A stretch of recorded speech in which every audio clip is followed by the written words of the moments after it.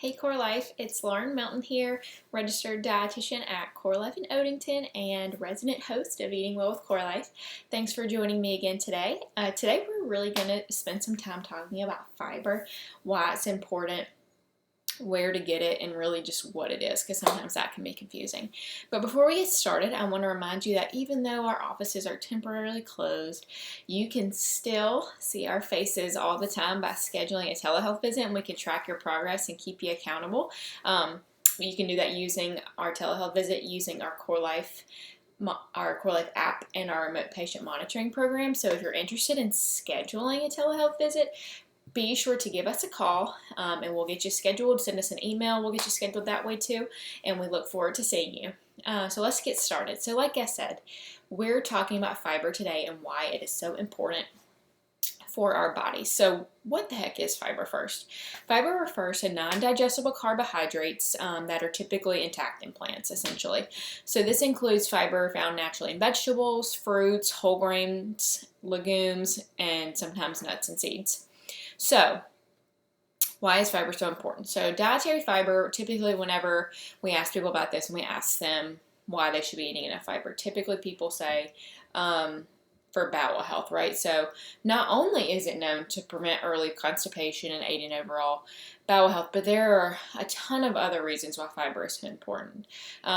Number one, it can lower bad cholesterol, which we are all needing a little bit more of, right? So if you're having trouble getting your cholesterol under control, try adding a little bit more fiber into your diet. Fiber can also slow down digestion because you can't really digest fiber, which we'll talk about in a little bit, but when you eat it with other foods that you can digest, it kind of slows everything down, which can help control your blood sugar levels. So your blood sugars don't really, spike up as quickly. Whenever you eat fiber, your body kind of has to work a little bit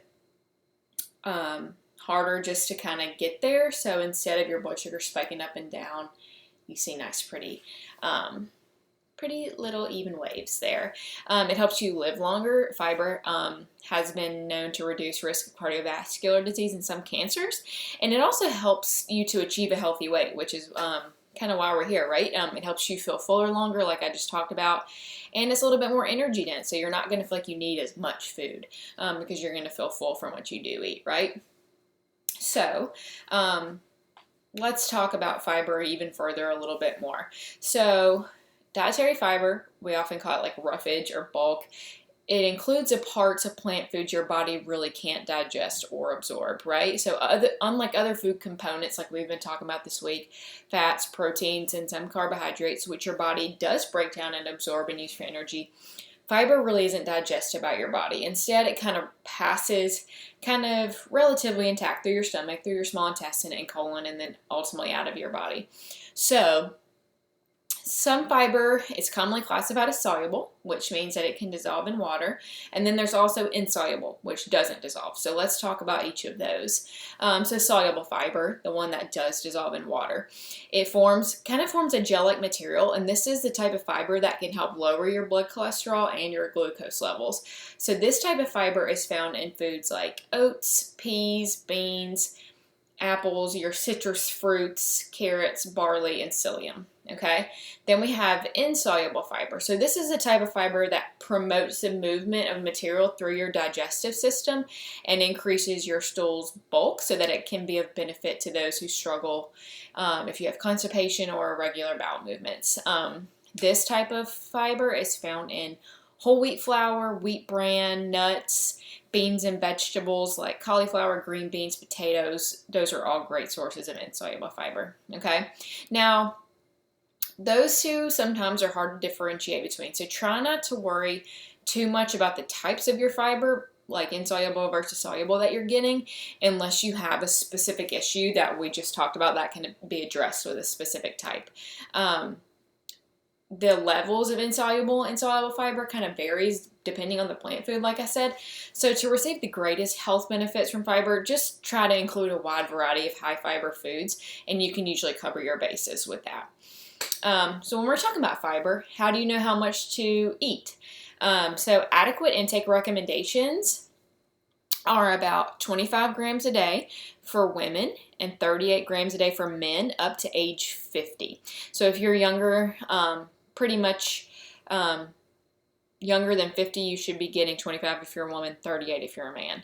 And if you're older than 50, 21 grams a day for women and 30 grams a day for men. So typically we say, when you're talking to your dietitian, aim for anywhere between 25 and 30.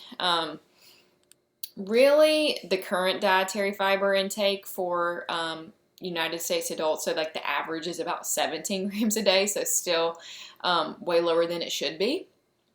And even if you're trying to eat low carb, those diets typically average about 10 grams a day. So like I said the other day in our carbohydrate video, carbs are not the enemy, and they are very helpful. And a lot of times fiber is found in foods that are considered carbohydrate foods. So that's another reason why it's important to eat carbohydrates. You need them, and you need the fiber.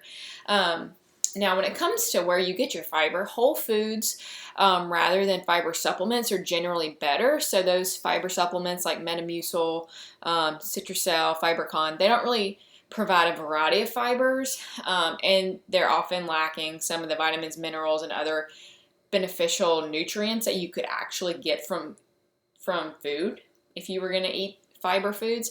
However, some people may need a fiber supplement if they feel like they're not getting enough from their food and like they don't really foresee that happening, or if you have certain medical conditions like constipation, diarrhea, irritable bowel syndrome, sometimes a fiber supplement may be helpful in that regard. So just check with your doctor before you start taking fiber supplements and see if they think it's a good idea. Now, if you are eating a lot of refined or processed foods like canned fruits and vegetables, juices that don't have any pulp, white bread or pasta, non-whole grain cereals, those tend to at one time had some fiber in them. So white bread and pasta, when it was a whole grain or like whole wheat pasta, it had a lot of fiber in there. But when it goes through processing, they kind of just take all that fiber out. Same kind of thing with juice. It at one time had a lot of pulp in there and they took it out. So obviously they're not going to have as much fiber. So you want to be sure to try and choose those whole grain foods and whole fruits and vegetables and things like that to make sure you're getting the most bang for your buck from your calories. Make those calories work for you, right? So enriched foods, you may have seen that on some pastas and other foods. Enriched foods have some of the vitamins and iron added back after the processing, but still no fiber. Okay, so you want to be sure that you're trying to eat the whole grain or whole fruit. Another easy way to get some more fiber is to eat foods.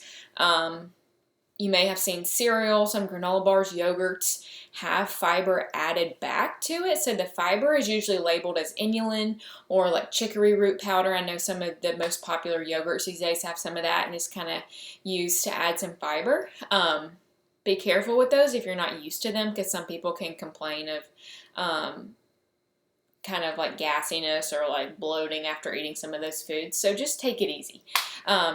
High fiber foods, as we've talked about today, are good for your health, but it's not one of those things that you want to go from like 0 to 60 in about 20 seconds. Start slowly. If you eat a relatively low fiber diet, start slowly, add it in gradually so that your body can adjust, because adding too much fiber too quickly can really, like I just said, promote intestinal gas, bloating, and cramping, which is not fun for anybody, right? Increase fiber in your diet, like I said, over a few weeks. Take it slow, and this allows the natural bacteria in your digestive system to adjust to the change, but ultimately it will lead to a positive experience in your overall health and wellness and your weight loss journey, okay? Thanks for joining me today. I hope this was educational for you. Stay tuned. Next week we've got some really fun topics coming up that I'm pretty excited about. And thanks for joining me today again. Don't forget to check out our fitness with Corey every day, the cooking demos with Nick. Please subscribe to our CoreLife YouTube channel. Leave us your comments, questions, and other topics you'd like us to hear. I hope you're staying safe, staying healthy. Please let us know if we can help you anyway, CoreLife. We love you, we miss you, and we'll see you next week. Have a good weekend.